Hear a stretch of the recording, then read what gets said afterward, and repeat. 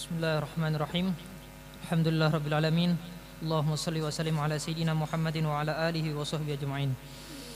Berkata Al-Imam Al-Habib Abdullah bin Alawi bin Muhammad Al-Haddad di dalam kitabnya Ad-Da'watut Tammah. Semoga kita semua dan seluruh keluarga kita mendapatkan keberkahan ilmu beliau dunia dan akhirat. Amin ya rabbal alamin.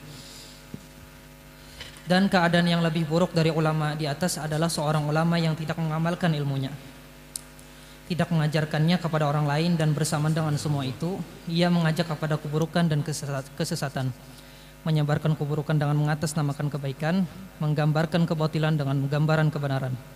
Mungkin ia melakukan hal ini karena berniat ingin menjilat dan mencari muka orang-orang yang zalim dan bodoh untuk mendapatkan pangkat dan kedudukan di sisi mereka, sampai mendapatkan harta dan segala kenikmatan duniawi yang ada di tangan mereka, atau karena menentang Allah dan Rasulnya sehingga berbuat kejahatan dan kerusakan di muka bumi. Mereka itu para pengganti syaitan dan wakil-wakil Dajjal, sang pendusta lagi terlaknat.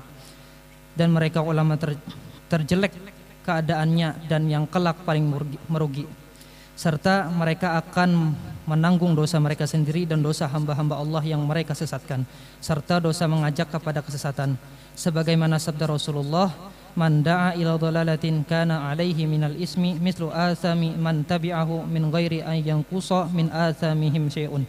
Artinya, barang siapa yang menyeru kepada kesesatan, maka ia akan menanggung dosa seperti orang yang mengikutinya tanpa mengurangi dosa mereka sedikit pun. Terkadang pada ulama seperti ini, setelah ia wafat, dosa dan kesalahan serta kesesatannya berkelanjutan terus-menerus, sehingga ia diazab di dalam kuburnya. Dosa-dosa masih terus bertambah setelah wafatnya, disebabkan masih ada orang yang mengamalkan dan mengikutinya sepanjang waktu.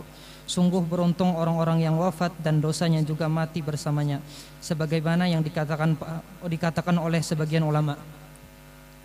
Seorang ulama yang buruk jika ia tersadari dari kelalaiannya dan ingin bertaubat kepada Allah atas kesalahannya, mungkin saja akan mengalami kesulitan dan tidak dapat bertaubat.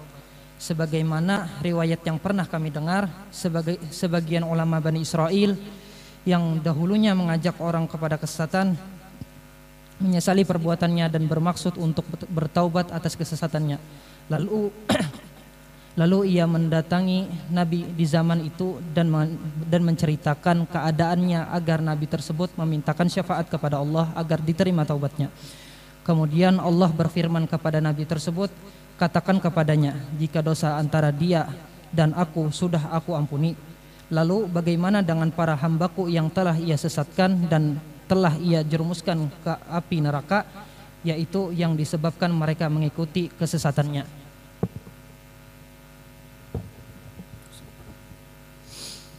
Disebutkan dalam riwayat yang telah kami terima, sesungguhnya Allah Subhanahu wa taala berfirman kepada Nabi Dawud alaihi salam, wahai Dawud, janganlah engkau bertanya kepadaku tentang seorang ulama yang telah dimabukkan oleh dunia lalu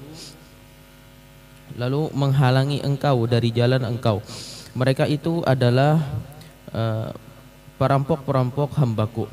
Diriwayatkan pula bahwasanya cacing-cacing mengeluh kepada Allah akan busuknya bangkai orang kafir. Maka dikatakan kepadanya, sesungguhnya perut para ulama yang buruk lebih busuk daripada yang kalian alami sekarang.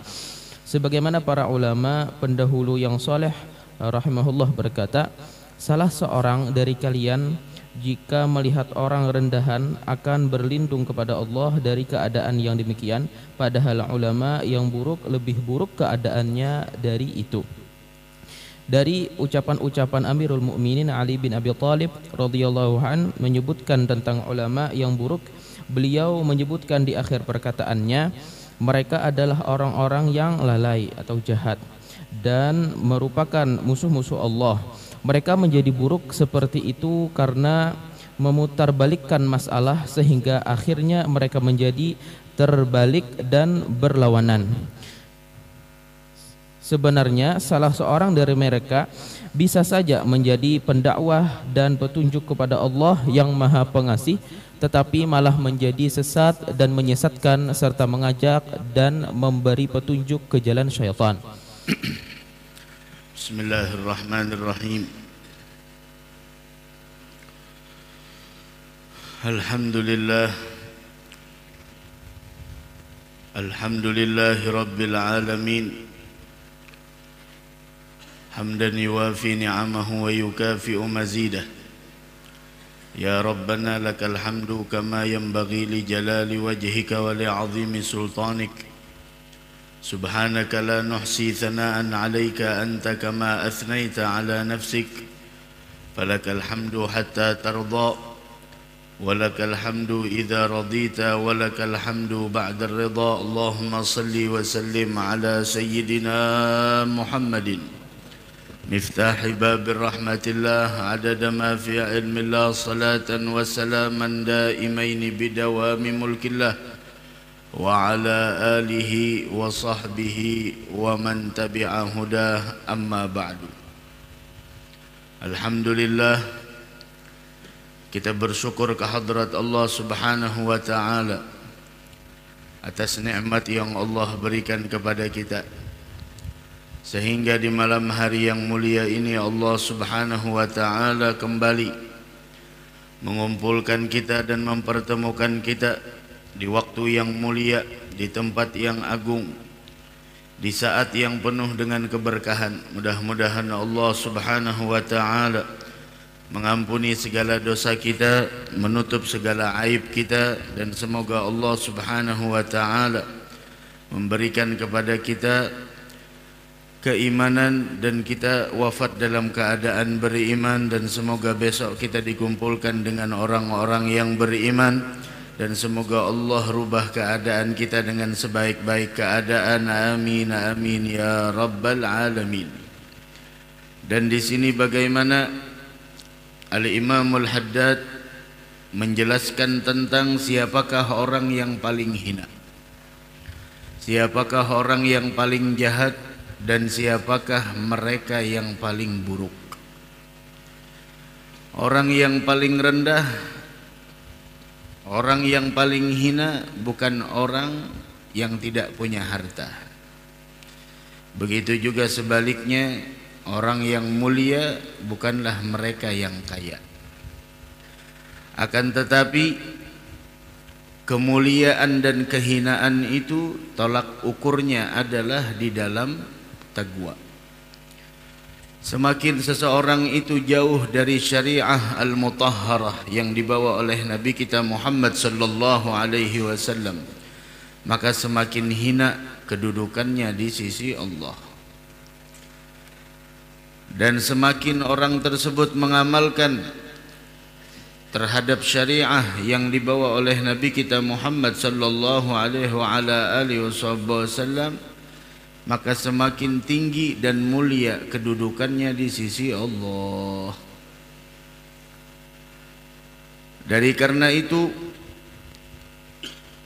bagaimana Al-Imamul Haddad rahimahullah subhanahu wa ta'ala menyebutkan bagaimana orang yang paling buruk keadaannya dari kalangan ulama adalah mereka yang tidak mengamalkan akan ilmunya, serta tidak mengajarkan ilmu yang mereka miliki kepada orang lain. Ditambah lagi, di samping mereka tidak mengamalkan ilmunya dan tidak mengajarkan akan ilmunya, malah mereka mengajak orang lain kepada keburukan dan kesesatan. Wal'iyadu billah subhanahu wa ta'ala. Sehingga orang yang semacam ini adalah orang-orang yang akan mendapatkan sebuah kebinasaan. Sebagaimana hadis Nabi kita Muhammad sallallahu alaihi wasallam, man da'a ila dhalalatin, siapa yang mengajak kepada kesesatan, mengajak kepada sebuah kesesatan yang mengakibatkan sebuah kebinasaan. Man da'a ila dhalalatin, siapa orang yang mengajak, menyeru kepada kesesatan, kana alaihi minal ithmi mithlu athami man tabi'ahu min ghairi ayyan qusa min athamihim syai'un. Maka orang yang mempelopori kejahatan, mempelopori kesesatan, ia akan terus menanggung dosa dari kesesatan itu seperti orang yang mengikutinya, tanpa min ghairi ayyan qusa min athamihim syai'un, tanpa mengurangi dosa mereka yang mengikutinya sedikit pun. Dari sini kita faham, dari sini kita mengerti bahwasanya di samping pahala itu ada yang namanya pahala jariyah, juga ada yang disebut dengan dosa jariyah. Amal jariyah, pahala yang terus mengalir kepada orang yang pernah melakukan amal tersebut meskipun dia telah wafat. Sebagaimana yang disebutkan Nabi kita Muhammad sallallahu alaihi wa ala alihi wasallam, idza mata ibnu Adam, apabila manusia telah wafat, inqata'a amaluhu illa min thalath, terputuslah seluruh amalnya, terputuslah seluruh perbuatannya, illa min thalas, kecuali 3 perkara. Ini yang akan terus mengalir ke dalam kubur seseorang meskipun dia telah meninggal dunia. Dan ini disampaikan oleh Nabi kita Muhammad sallallahu alaihi wasallam kepada kita sebagai umatnya agar kita benar-benar melakukan salah satu dari yang 3 ini, agar nantinya setelah kita wafat pahala tersebut akan terus mengalir sampai ke dalam kubur kita. Yang pertama adalah sedekatin jariyah, yaitu sedekah jariyah. Ini orang punya ilmu, sering hadir majlis, ketika dia punya harta, Masya Allah, sebagian hartanya dia sumbangkan ke pembangunan masjid, pembangunan musalla, pembangunan pondok pesantren, pembangunan majelis ta'lim, pembangunan tempat-tempat yang digunakan fasilitasnya oleh Nabi kita, oleh umat Nabi kita Muhammad sallallahu alaihi wa ala alihi wasallam, sehingga walaupun dia telah wafat, Masya Allah, walaupun dia telah wafat, pahala dari sedekah yang dia sumbangkan tersebut terus mengalir ke dalam kuburnya meskipun dia sudah tidak beramal lagi. Sedekatin jariyah. Yang kedua, ilmin yuntafa'u bih, ilmu yang diambil manfaat dengannya. Dia mengajarkan Al-Quran kepada orang lain, mengajarkan kebaikan kepada orang lain, mencontohkan suatu contoh yang baik kepada orang lain, mengajarkan bacaan Al-Quran kepada orang lain, sehingga ilmu tersebut meskipun yang mengajarkannya itu telah wafat, selama orang yang pernah mengambil ilmu darinya masih mengamalkan ilmu yang pernah dia ajarkan, maka selama itulah pahala tersebut akan terus mengalir. Ilmun yuntafa'u bih. Dan yang terakhir adalah awwaladin salihin yad'ulah, punya anak yang saleh yang senantiasa terus mendoakan kepada kedua orang tuanya. Mudah-mudahan anak-anak kita jadi anak yang saleh. Amin ya rabbal alamin. Sebagaimana pahala, ada yang namanya pahala jariyah, tapi ada juga di sana yang namanya dosa jariyah, terus mengalir ke dalam kuburnya. Kenapa? Karena dia yang paling pertama mempelopori, mengajak orang lain untuk melakukan kesesatan, kemaksiatan, kehinaan dan kebinasaan. Masya Allah. Dari karenanya, sebagai contoh bahwasanya tidaklah terjadi pembunuhan yang ada di alam dunia ini sampai hari kiamat terkecuali Qabil mendapatkan bagian dari dosa tersebut. Kenapa? Karena dia yang paling pertama mempelopori pembunuhan itu.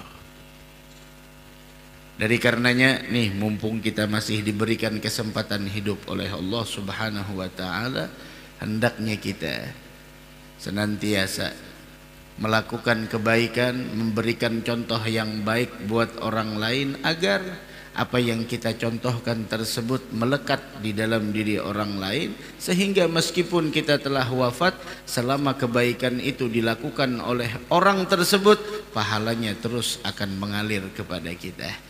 Tuba liman mata wa ma matat hasanatuh. Beruntung orang yang wafat tapi kebaikannya tidak akan pernah sirna, terus diingat oleh orang lain. Wa wailun liman mata wa ma matat sayyi'atuh. Dan sungguh celaka orang yang telah meninggal dunia namun kejahatannya, kemaksiatannya, peninggalan-peninggalan yang buruk terus diingat dan dikerjakan oleh orang lain. Waliyadzubillah subhanahu wa ta'ala. Dari karenanya tuh Masya Allah, ada di kampung-kampung, di komplek-komplek, di tempat-tempat lain, khususnya di tempat kita di Banjarmasin, ada yang mana di sana urunan yasinan, dalailan, burdahan, kemudian di sana baca maulid, solawatan. Siapa yang mempeloporinya pertama? Almarhum si fulan. Selama urunan tersebut terus dilakukan turun temurun, generasi demi generasi, maka yang paling pertama mempelopori pekerjaan tersebut akan tetap dapat pahalanya meskipun dia telah meninggal dunia. Inna nahnu nuhyil mauta wa naktubu ma qaddamu wa atharahum wa kulla syai'in ahsaynahu fi imamin mubin. Semuanya kami yang menghidupkan orang yang telah wafat. Inna nahnu nuhyil mauta wa naktubu ma qaddamu. Kami yang menulis, mencatat segala apa yang mereka lakukan selama hidup di dunia, baik dari amal yang mulia ataupun perbuatan yang hina. Wa naktubu ma qaddamu wa atharahum. Peninggalan-peninggalan mereka, bahkan langkah-langkah kita menuju ke masjid, menuju tempat-tempat mulia, bernilaikan pahala di sisi Allah Subhanahu wa taala. Wa naktubu ma qaddamu wa atharahum wa kulla syai'in ahsaynahu fi imamin mubin. Semuanya itu ada tercatat. Semuanya ada tercatat. Mudah-mudahan kita mendapatkan taufik dan hidayah dari Allah Subhanahu wa taala. Amin ya rabbal alamin. Orang yang semacam ini, orang yang mengetahui akan ilmu pengetahuan agama, kemudian tidak mengamalkan dan tidak mengajarkan, bahkan yang lebih fatalnya mengajak orang lain kepada kesesatan, ini taubatnya sangat sulit. Ada dikatakan bahwasanya, diceritakan bahwasanya di zaman Bani Israel, ulama yang ada di zaman Bani Israel dahulunya, mereka ulama yang jahat pada saat itu mengajak orang kepada kesesatan. Dan ini fitnah terjadi di mana-mana. Fitnah terjadi di mana-mana. Hati-hati. Hati-hati dalam menuntut ilmu, hati-hati dalam mendengarkan ilmu. Jangan sampai ilmu yang kita dengarkan menjadikan kita semakin jauh dari Allah. Man izdada ilman wa lam yazdad hudan lam yazdad minallahi illa bu'da. Orang yang bertambah ilmu, tiap hari bertambah ilmu, mendengarkan pengajian, mendengarkan majlis, hadir di pengajian fulan, ulama fulan, ustaz fulan, syekh fulan, bertambah ilmunya. Walam yazdad hudan, namun tidak bertambah hidayat, tidak bertambah kebaikan bagi orang tersebut. Lam yazdad minallahi illa bu'da. Maka orang itu makin jauh dari Allah Subhanahu wa taala. Dari karenanya, ini orang ulama di zaman Bani Israel bukan mengajak kepada kebaikan, tapi menjerumuskan orang lain dalam kesesatan, menjerumuskan orang lain dalam kebinasaan, dalam kesalahan, dalam sebuah hal-hal yang mengakibatkan murkanya Allah Subhanahu wa taala. Maka di akhir umurnya dia menyesal. Dia menyesal. Dan penyesalan itu sebenarnya adalah taubat. Orang kalau udah menyesal dari perbuatan yang pernah dia lakukan, perbuatan yang buruk yang pernah dia kerjakan, maka penyesalan itu adalah sebenarnya taubat. Tinggal lagi di sana bagaimana dia menjauhi perbuatan yang dulunya dia lakukan dan mempunyai tekad kuat untuk tidak mengulang kesalahannya di kesempatan yang lain. Nah, orang ini menyesal, ulama ini menyesal atas apa yang dia lakukan dari kejahatan, dari penyelewengan, dari penyimpangan, dan apa yang telah dia ajarkan kepada orang lain dari kesesatan. Maka dia pun ingin bertaubat dari kesesatannya itu. Datanglah kepada Nabi di zaman itu, Nabi di zaman Bani Israel. Ketika datang kepada Nabi di zaman tersebut, maka dia beritahukan tentang apa yang pernah dia lakukan. Dia adalah orang yang punya ilmu tapi tidak mengamalkan ilmu dan juga tidak mengajarkan, bahkan dia mengajak orang lain kepada kesesatan, mengajak orang lain dalam kemaksiatan, agar Nabi ini memberikan pertolongan, syafaat untuknya kepada Allah Subhanahu wa taala, agar Allah menerima taubatnya. Mudah-mudahan taubat kita diterima oleh Allah Subhanahu wa taala.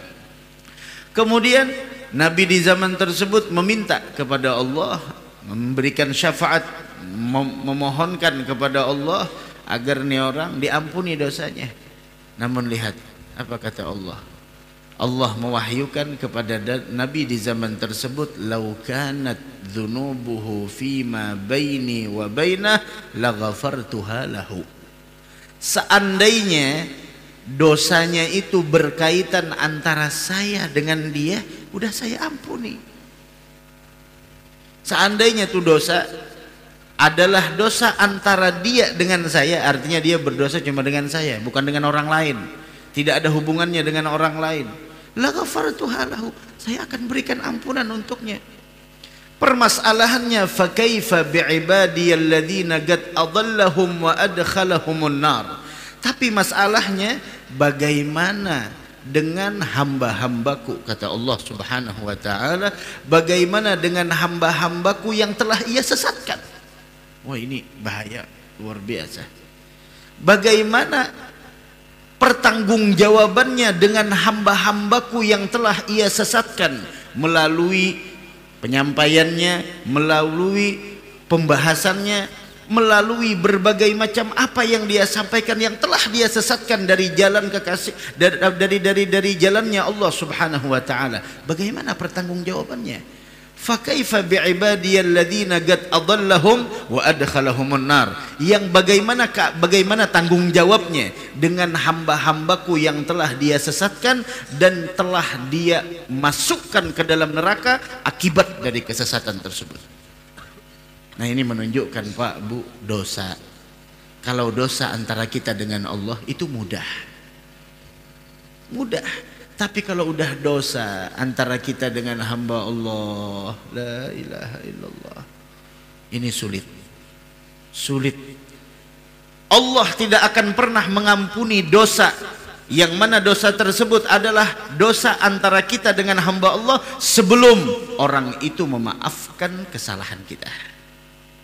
Maka dari karenanya dosa, apabila dosa itu berkaitan antara kita dengan Allah, maka syarat agar taubat kita diterima itu cuma 3. Yang pertama menyesal, kemudian yang kedua adalah menjauhi kemaksiatan tersebut, dan yang ketiga punya tekad kuat untuk tidak mengulangi lagi. Udah selesai. Dulu orangnya tidak sholat, dulu orangnya ninggalkan puasa di bulan Ramadan, dengan ketentuannya diqadha, dibayar. Artinya mudah, dengan 3 syarat selesai. Tapi kalau sudah kemaksiatan, sebuah dosa itu ada kaitannya dengan hamba Allah, dengan manusia, itu tambah 1 lagi. 3 yang di atas tambah 1 lagi. Apa tambah 1 lagi? Yang terakhir adalah yaitu bahwasanya apabila dia mengambil harta hak orang lain harus dikembalikan. Apabila dia pernah menggibah, membicarakan aib orang lain, minta halal. Memfitnah orang lain, minta halal. Ini bahaya. Bahaya. memfitnah orang lain. Belum tentu kebenarannya itu memang ada, sudah Masya Allah diberitakan ini, itu dan lain sebagainya. Allah sibuknya kita terlalu pinter membicarakan keburukan orang lain, namun kita terlalu bodoh melihat keburukan yang ada di dalam diri kita. Apabila kita pernah menggibah orang lain, membicarakan keaiban orang lain, minta halal terlebih dahulu. Ada cerita seseorang yang dulunya suka gosip, dan pernah kita sampaikan salah satu dari 3 perkara yang kebanyakan orang di dalam kubur disiksa adalah apa? Karena gosip. Al-ghibah, gosip. Itu salah satu dari 3 kebanyakan orang yang di dalam kubur disiksa. Al-ghibah, membicarakan keaiban orang lain. La ilaha illallah. Dan ketahuilah, orang yang taubat dari dosa ghibah, dia adalah orang yang paling terakhir masuk surga. Dan orang yang meninggal dunia namun tidak taubat dari ghibah, maka dia adalah orang yang paling pertama masuk neraka. Ini orang ghibah nih, suka gosip, meninggal dunia masih belum sempat bertaubat, ya Allah bismillah, paling pertama masuk neraka. Seandainya dia taubat dari ghibahnya, minta ampun kepada Allah, kemudian dia selesaikan kepada orang lain yang pernah dia gosip, maka dia adalah orang yang paling terakhir masuk surga.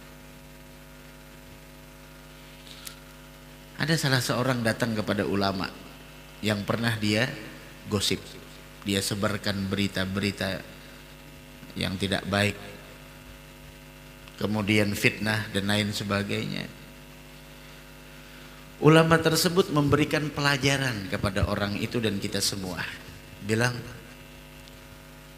ini ada tisu, ini ada tisu atau kertas, ini tisu, ente jalan dari rumahnya, ente orang jalan dari rumah, dan ini tisu tolong diambil, disobek sedikit demi sedikit, taruh di samping, sampai ke rumah saya. Ya udah disobek, sobek, taruh di sini, taruh kanan kiri kan, sampai ke rumah guru tersebut. Kata gurunya, sudah. Berapa tisu? Banyak tadi tisunya yang saya tinggalkan di pinggir-pinggir jalan. Dihitung berapa sobekannya? Iya dihitung sekian. Sekarang ambil tisunya, balik lagi ambil. Bisa diambil? Apakah bisa diambil tisunya? Tidak bisa diambil. Yang ini terbang ke sini, yang ini terbang ke sana, yang ini hilang dan sebagainya. Kenapa? Itulah ucapan yang kita ucapkan kepada orang lain, membicarakan gosip keburukan orang lain, meskipun dia telah mengampuni, tapi lihat bagaimana. Yang ini membicarakan lagi dan lain sebagainya. Terus apakah bisa dikembalikan keadaan? Tidak bisa. Dari karenanya, perbaiki diri kita sendiri, jangan sibuk dengan keaiban yang dimiliki oleh orang lain.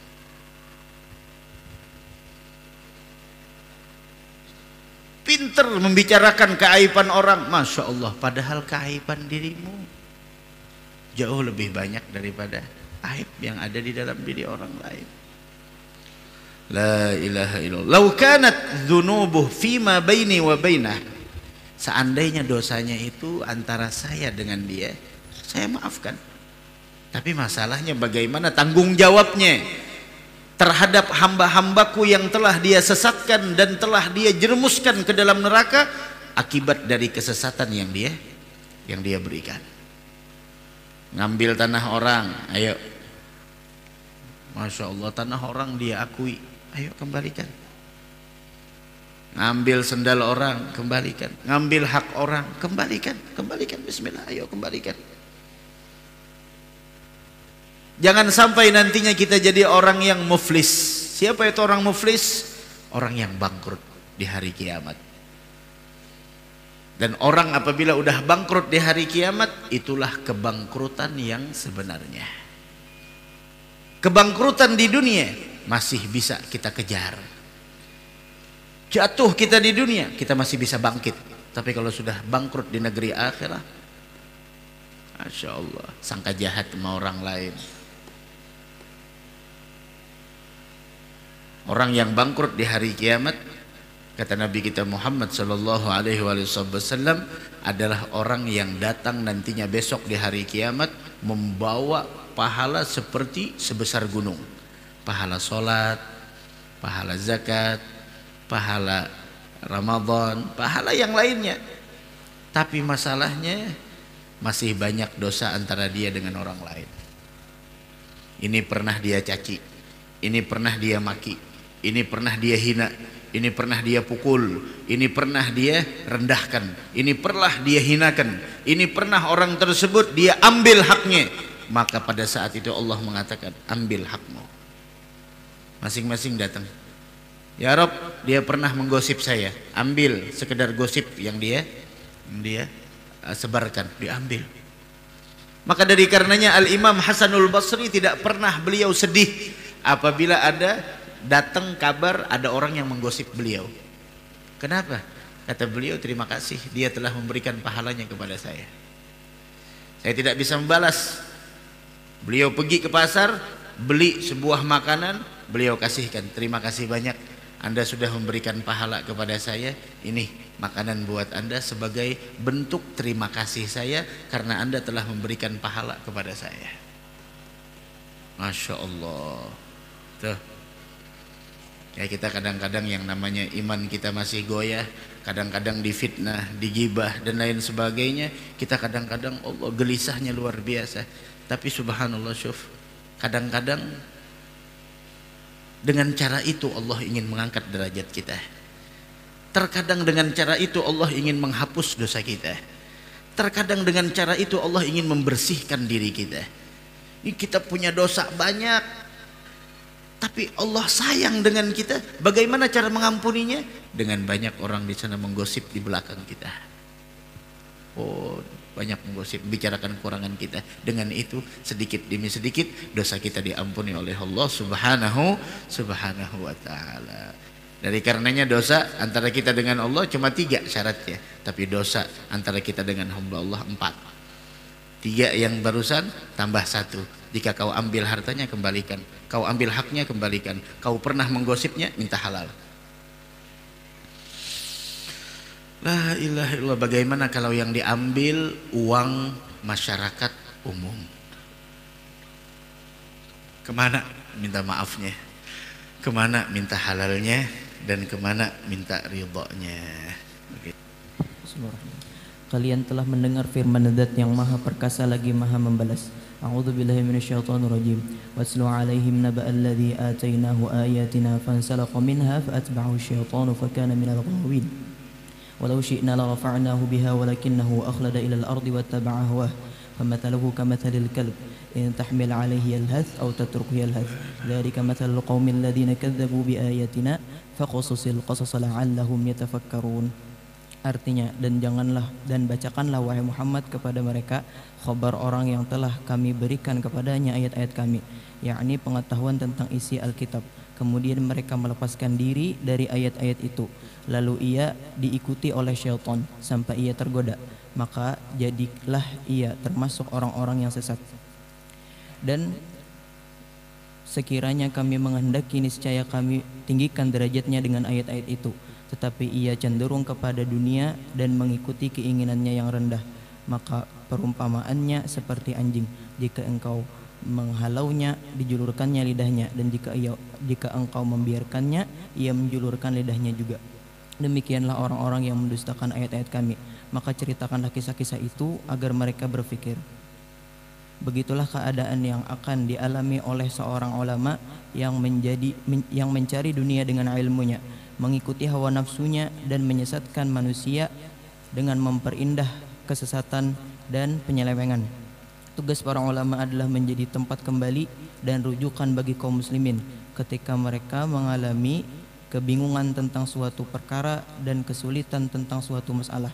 Maka apabila mereka kembali kepada mereka, yakni para ulama, hilanglah kebingungan, tercerahkan suatu permasalahan dengan ayat-ayat dan keterangan yang diberikan Allah Subhanahu wa taala kepada mereka, dan ilmu serta jalan yang jelas dan dititipkan Allah Subhanahu wa taala kepada mereka. Nah, harusnya orang yang punya ilmu menyeru, mengajak orang lain ke jalan Allah.